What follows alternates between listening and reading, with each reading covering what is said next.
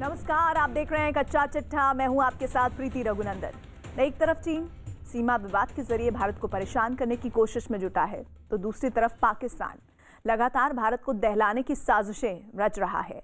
लिहाजा भारतीय सेना सतर्क हो गई है।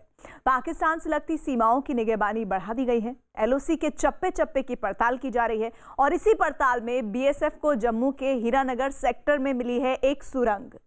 पाकिस्तान के शकरगढ़ की ओर से खोदी गई इस सुरंग के मिलने से हड़कंप मच गया, क्योंकि पिछले साल से लेकर अब तक ऐसी 10 सुरंगों का पता लग चुका है। लिहाजा न्यूज़ 18 ने हीरानगर सेक्टर स्थित उस जगह का जायजा लिया जहां पाकिस्तान की बनाई सुरंग मिली है।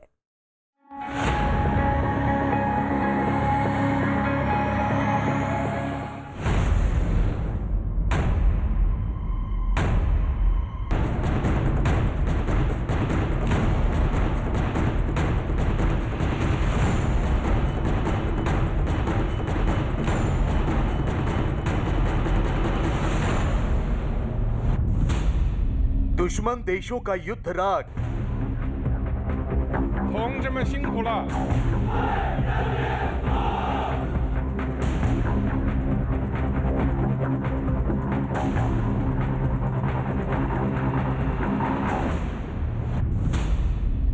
चीन ने किया युद्धाभ्यास। भारत पाक अंतर्राष्ट्रीय सीमा के हीरानगर सेक्टर में जो टनल मिली है, मैं इस समय इस टनल के भीतर हूं।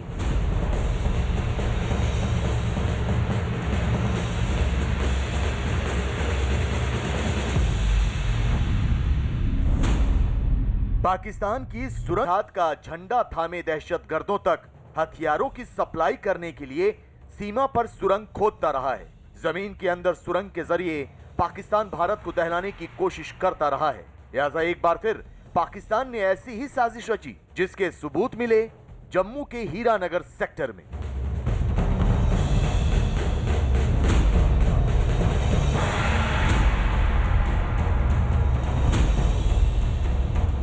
छब्बीस जनवरी से पहले किसी बड़ी आतंकी वारदात को अंजाम देने की साजिश या फिर आतंकियों तक हथियार पहुंचाने के लिए खोदी गई सुरंग का जैसे ही पता चला, बीएसएफ की टुकड़ी हरकत में आ गई। बख्तरबंद गाड़ियां हीरानगर सेक्टर के बोबिया इलाके की ओर रवाना होने के लिए तैयार हो गई।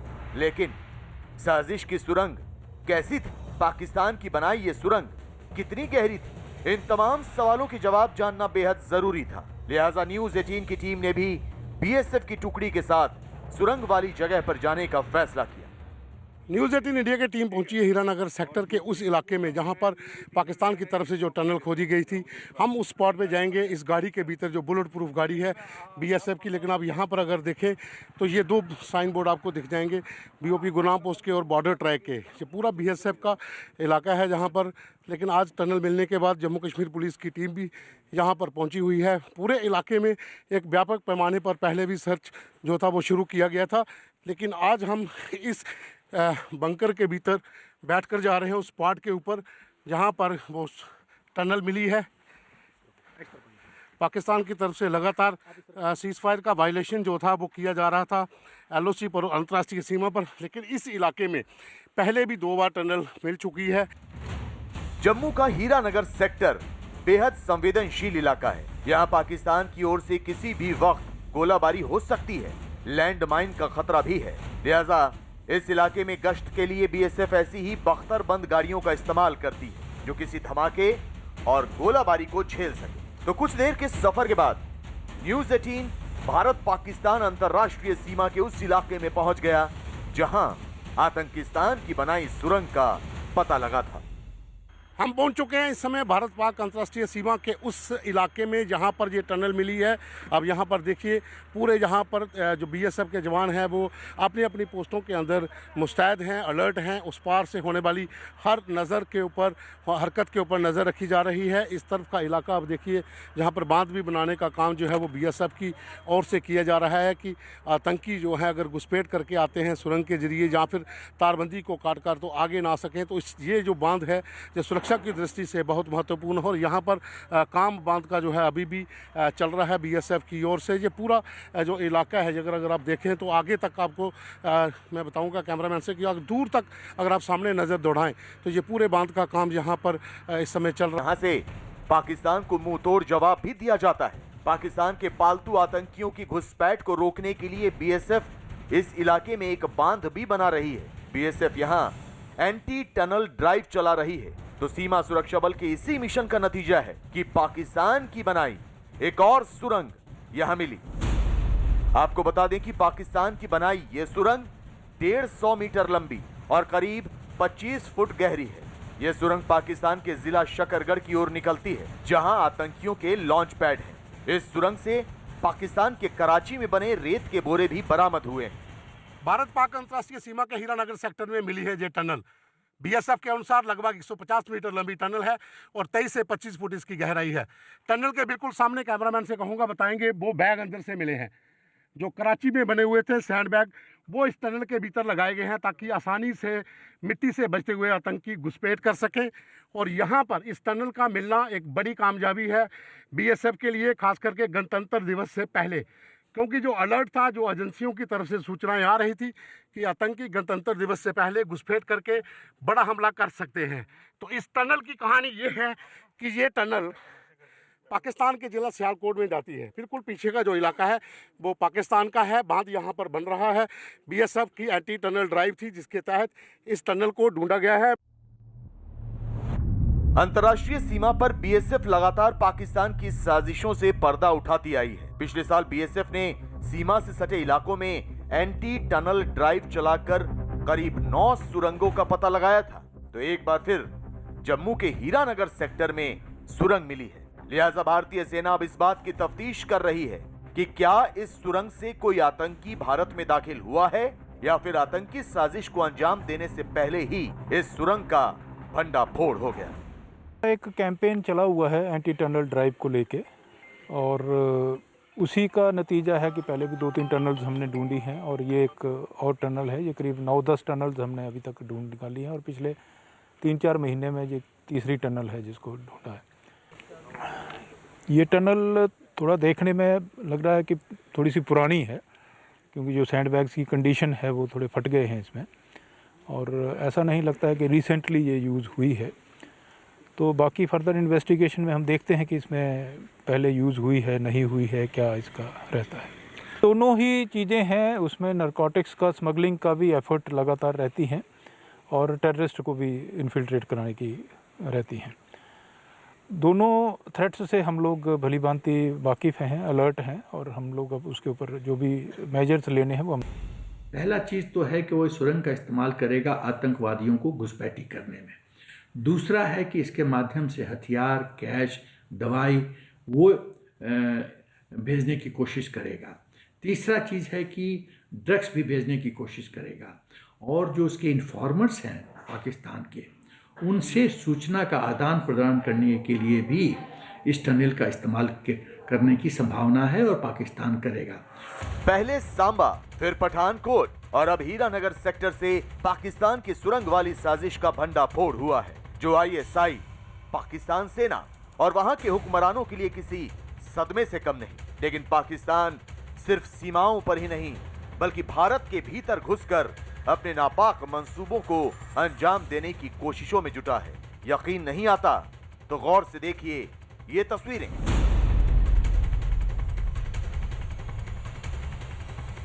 केंद्र सरकार से जुड़े सूत्रों की माने तो पाकिस्तान के इशारे पर खालिस्तान समर्थक किसान आंदोलन की आड़ में हिंसा फैलाने की साजिश रच रहे हैं। खुफिया एजेंसियों को मिली जानकारी के मुताबिक पाकिस्तान की शह पर खालिस्तान समर्थक किसान आंदोलन की दिशा और दशा बदलने की कोशिश कर रहे हैं, जिसकी हर जानकारी खुफिया एजेंसियों को है, जो सुप्रीम कोर्ट के सामने इससे जुड़े सबूत पेश करने वाली है। यही नहीं, खालिस्तान समर्थकों ने 26 जनवरी को इंडिया गेट पर खालिस्तान का झंडा लगाने वाले के लिए करीब 2 करोड़ रुपए का इनाम भी रखा है।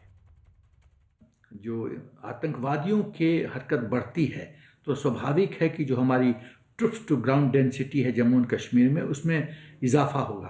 तो इसका फ़ायदा चीन और पाकिस्तान को मिलेगा। और प्राइम बात यह है कि जो भी ये जो सरदार सो कॉल्ड खालिस्तानी लीडर्स हैं पंजाब में, उनको पूरी तरह से ISI का समर्थन है, फंडिंग दिया जा रहा है और उनको पूरी तरह से ट्रेनिंग, मॉरल सपोर्ट सब। पाकिस्तान का असली चेहरा बेनकाब किया और आतंकवाद को मानवता के लिए सबसे बड़ा खतरा बताया।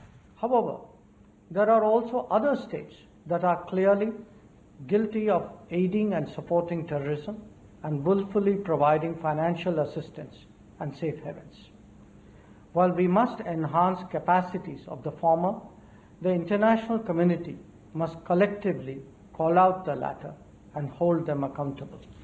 जाहिर है पाकिस्तान अपनी हरकतों से बाज नहीं आ रहा, तो अब उसे चीन की ओर से शय मिल रही है। चीन पाकिस्तान को मोहरा बनाकर भारत को परेशान करने की रणनीति पर अमल कर रहा है। यही नहीं, चीन LAC के करीब अपनी सैन्य ताकत में इजाफा कर रहा है। इस बात से अनजान कि भारत को उसकी हर चाल का बखूबी इल्म है और उसकी हर चाल का जवाब तैयार।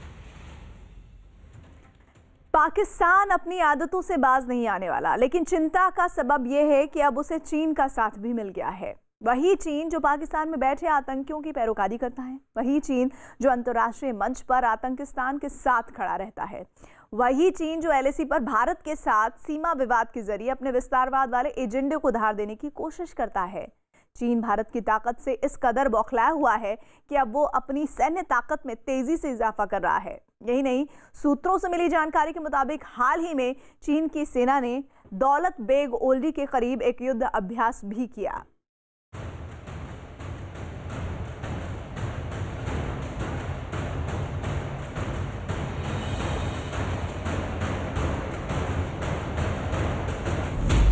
LAC के करीब चीन का युद्धाभ्यास।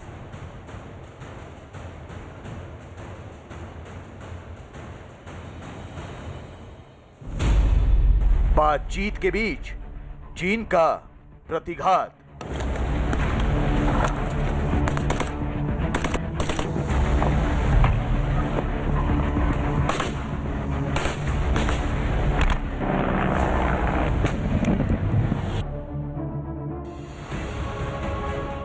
पूर्वी लद्दाख में जारी तनाव के बीच चीन की लाल सेना महाविनाशक हथियारों के साथ युद्धाभ्यास करने में जुटी है। दावा किया जा रहा है कि चीन की सेना का यह युद्धाभ्यास भारत की सबसे ऊंची हवाई पट्टी दौलत बेग ओल्डी से महज 36 किलोमीटर की दूरी पर हुई है। तो इस इलाके में पड़ी बर्फ को देखकर अंदाजा लगाया जा रहा है कि चीन की सेना ने इस युद्धाभ्यास को हाल ही में अंजाम दिया है।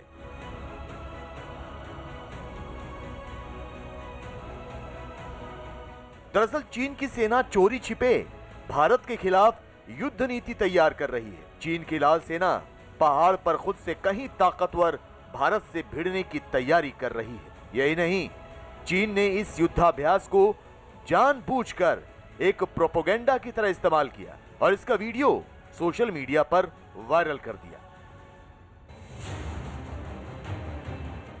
इस वीडियो में भीषण ठंड के बीच पीपल्स लिबरेशन आर्मी के जवान जंग की तैयारियां करते दिखाई दे रहे हैं। यही नहीं, इस दौरान चीन के सैनिक टैंक, तोप, मल्टी रॉकेट लॉन्च सिस्टम और एंटी एयर डिफेंस गन का इस्तेमाल करते भी नजर आ रहे हैं। ये चीन इस प्रकार के काफ़ी अभ्यास पहले भी करता आ चुका है, लेकिन इस समय पर हालत इस प्रकार की है कि जो भी चीन का जो इस प्रकार की एक्सरसाइज कर रहा है, ये हमारे जो सिक्योरिटी फोर्सेस हैं, ख़ास करके भारतीय सेना के जो कमांडर्स हैं, वो तो इसके ऊपर पूरा गौर रखेंगे। अगर इस प्रकार की हरकत कर रहा है चीन, तो हो सकता है वो डिफेंसिव कार्रवाई भी हो सकती है कि चीन को ये भी डर है कि उस दिशा से भारत ना हमला कर दे, और अगर भारत हमला करे तो वो किस प्रकार से अपनी रक्षा की तैयारी करे। लद्दाख में भारतीय क्षेत्र के सबसे ऊंचे इलाके के रूप में मशहूर दौलत बेग ओल्डी चीन सीमा से सिर्फ 7 किलोमीटर की दूरी पर स्थित है। चीन से युद्ध के दौरान दौलत बेग ओल्डी से भारतीय वायुसेना के मालवाहक जहाजों से लेकर लड़ाकू विमान इस हवाई पट्टी का इस्तेमाल कर सकते हैं। 1962 के भारत चीन युद्ध के दौरान बनाई गई दौलत बेग ओल्डी की हवाई पट्टी को एयरफोर्स ने इन दिनों एक्टिव मोड में रखा हुआ है। यहां से रोज एयरफोर्स के कई हेलीकॉप्टर और लड़ाकू विमान टेक ऑफ और लैंड कर रहे हैं। एक्शन ले रहा है उसके ऊपर हम कोई भरोसा नहीं कर सकते हैं। अगर चीन कह रहा है कि हम हमला करना चाहते हैं, हो सकता है वो हमला ना करे, और अगर वो कहता है कि हम हमला नहीं करेंगे तो हमला कर भी सकता है।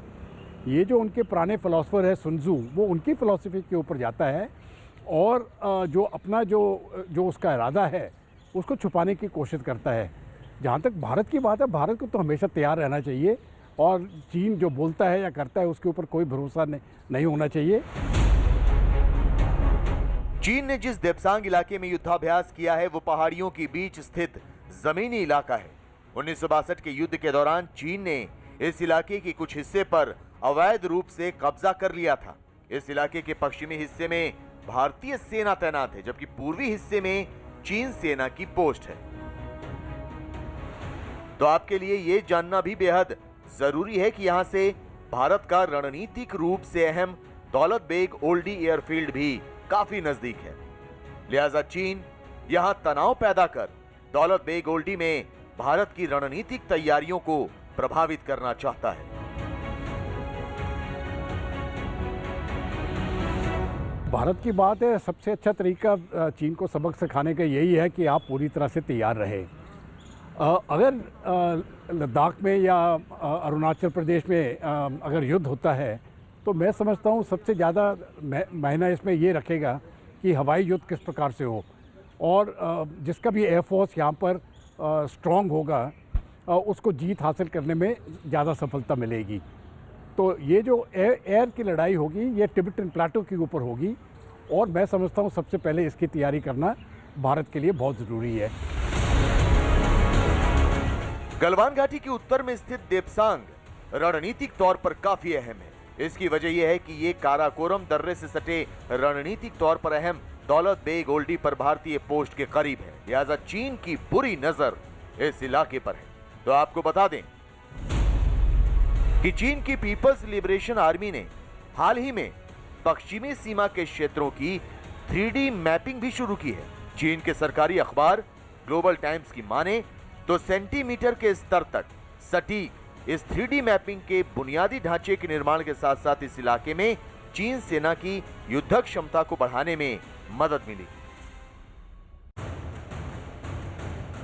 चीन की 14 देशों से लगती 22,000 किलोमीटर की सबसे लंबी सीमा है। इनमें पश्चिमी इलाके में भारत सहित 11 देश हैं। भारत और चीन के बीच पूर्वी लद्दाख समेत 3,488 किलोमीटर की लंबी वास्तविक नियंत्रण रेखा यानी LAC है। लिहाजा 3D मैपिंग से चीन के लिए इस इलाके की रिमोट सेंसिंग तस्वीरों और भौगोलिक डाटा जुटाना आसान हो जाएगा। सरल भाषा में कहें तो यहां चीन सैन्य स्तर पर मजबूत हो जाएगा, क्योंकि वो दूसरे देशों की हर हलचल पर बारीक नजर रख पाएगा। यही वजह है कि हिंदुस्तान सावधान है और चीन की हर एक रणनीति को डिकोड कर रहा है, ताकि चीन सीमा पर किसी भी तरह की कोई जुर्रत न कर सके।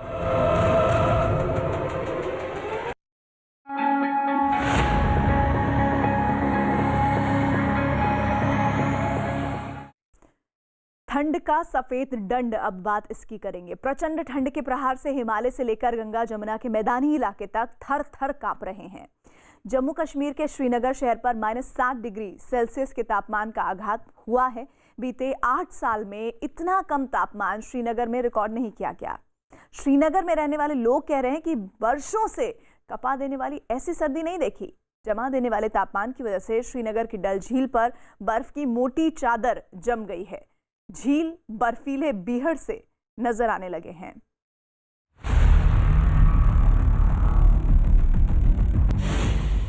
स्वर्ग के द्वार बर्फ का वार। श्रीनगर पर -7 का आघात।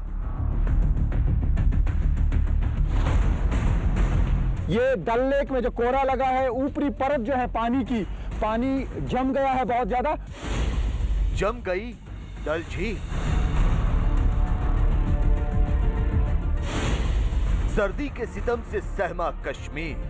काफ़ी ज़्यादा ठंड हमें दिखी, -7.8। दिक्कत बहुत हो रही है यहाँ पे। स्नो के बगैर कश्मीर कुछ नहीं है। धरती की जन्नत कही जाने वाली कश्मीर घाटी ठंड से जम गई है। जम्मू कश्मीर में अरसे बाद ऐसी सर्दी आई है कि लोग त्राही त्राही कर रहे हैं। शीतलहर कहर बनकर बरस रही है। पारा ऐसे गोते मार रहा है कि पानी देखते ही देखते बर्फ में तब्दील हो रहा है। श्रीनगर का डल लेक जो दुनिया भर में मशहूर है, ये फ्रीज हो गया है, कोहरा जमा है। और मैं आपको दिखाना चाहूंगा कितनी मोटी परत हुई है इसकी। ये कोई कांच का टुकड़ा नहीं है, बल्कि ये डल लेक में जो कोहरा लगा है, ऊपरी परत जो है पानी की, पानी जम गया है बहुत ज्यादा। और ये आप अंदाजा लगा सकते हैं, ऐसा लगता है कि 10 से 15 mm का शीशा है। और ये आप देख सकते हैं, जो दुनिया भर से हमें लोग देख रहे हैं, उनको मैं कहना चाहूंगा कि कश्मीर सर्द तरीन सर्दी की लपेट में आ चुका है। डल झील पर तैरते रहने वाले शिकारों की रफ्तार पर बर्फ ने ब्रेक लगा दिया है। डल झील में 1 से 1.5 इंच मोटी बर्फ की चादर जम गई है। शिकारा खेने के काम आने वाले चप्पू बर्फ तोड़ने के औजारों में तब्दील हो गए। शिकारे वाले लाठियों के सहारे बर्फ तोड़कर रास्ता तैयार कर रहे हैं, ताकि किसी तरह बर्फ की परत मोटी होने से पहले फंसे हुए शिकारों को निकालकर ठिकाने पर ले जाया जा सके। कश्मीर घाटी में कड़ाके की ठंड पड़ रही। रात का दर्जा -7.8 डिग्री सेल्सियस था, जिसकी वजह से डल लेक फ्रीज हो गए। और अब आप देख सकते हैं शिकारे वाले अपना रास्ता बना रहे हैं, ये कोहरा तोड़ रहे हैं, ये पूरा फ्रॉस्ट तोड़ रहे हैं। आप देख सकते हैं इन्होंने लाठियां हाथों में ली हैं।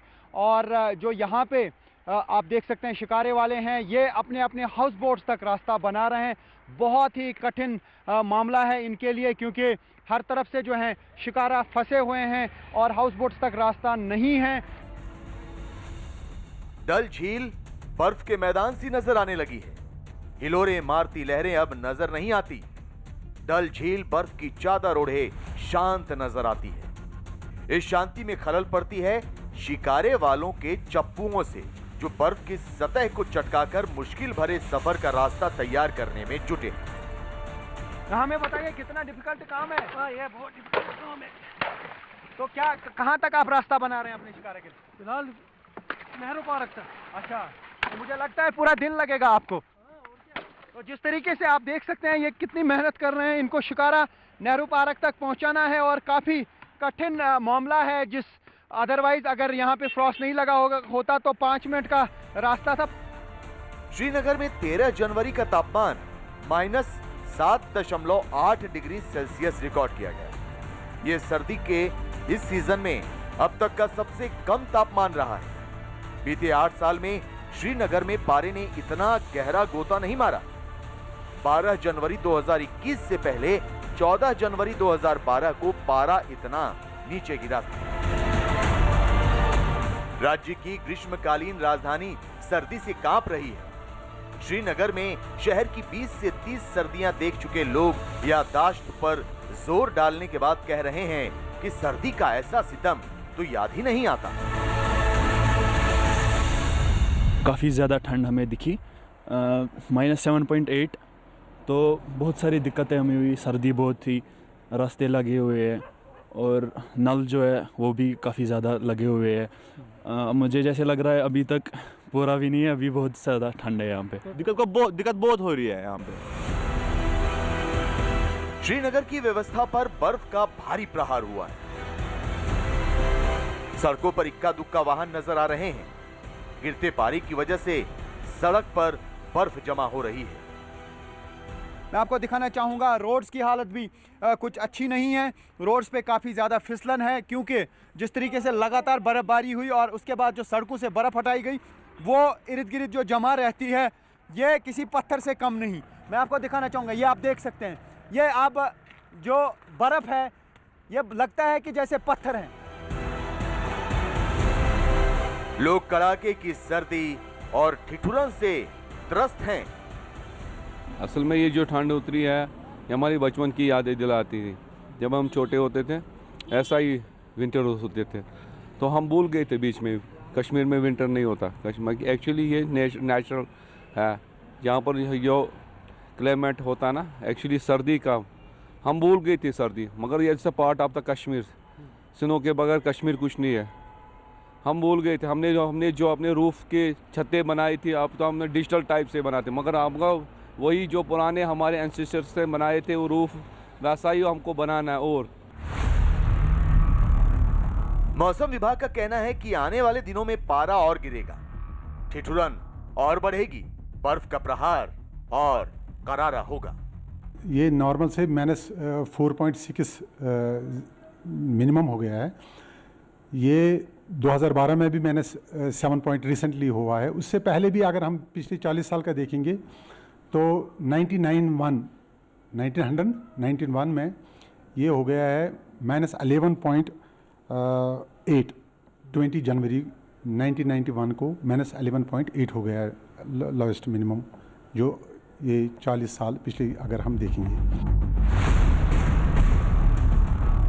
मौसम विभाग की भविष्यवाणी कहती है कि आने वाले दिन और मुश्किल भरे हो सकते हैं, लेकिन फिलहाल भी कश्मीर में मुश्किलें कम नहीं हैं। ये तस्वीरें जम्मू कश्मीर के पुलवामा की हैं। यहां लोग पानी के पीने का बंदोबस्त करने में जुटे हैं। सतह पर जमी बर्फ के नीचे ताजे पानी का एक सोता बड़ी खोजबीन के बाद मिला तो इलाके के लोगों की भीड़ लग गई, ताकि जीने के लिए सबसे जरूरी चीज अपने अपने मटकों में सहेज सके। कश्मीर के कई इलाकों में ताजे पानी के सोते जम गए।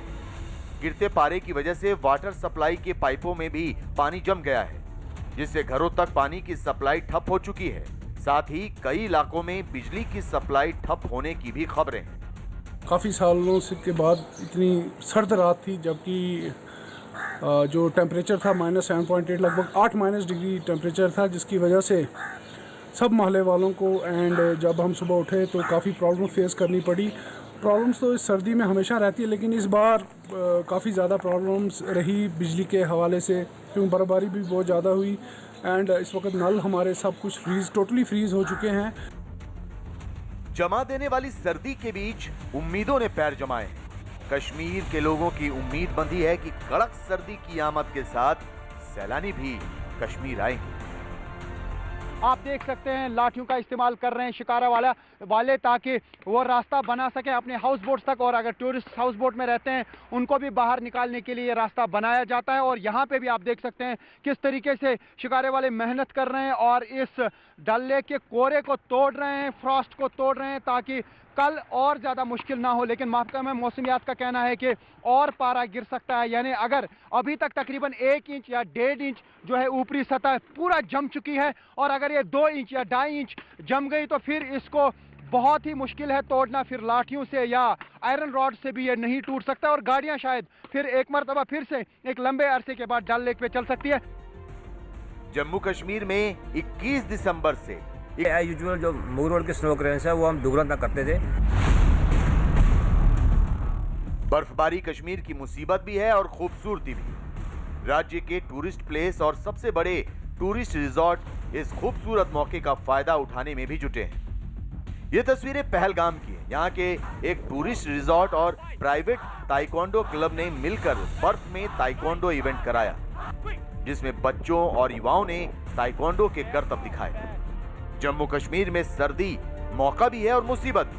घाटी के लोग ऐसे मौसम में जीने के आदी रहे हैं, लेकिन बीते कुछ साल से मौसम इतना ठंडा नहीं रहा जितना कि इस साल होता जा रहा है। इसीलिए श्रीनगर के लोग भी सर्दी से सहम गए हैं।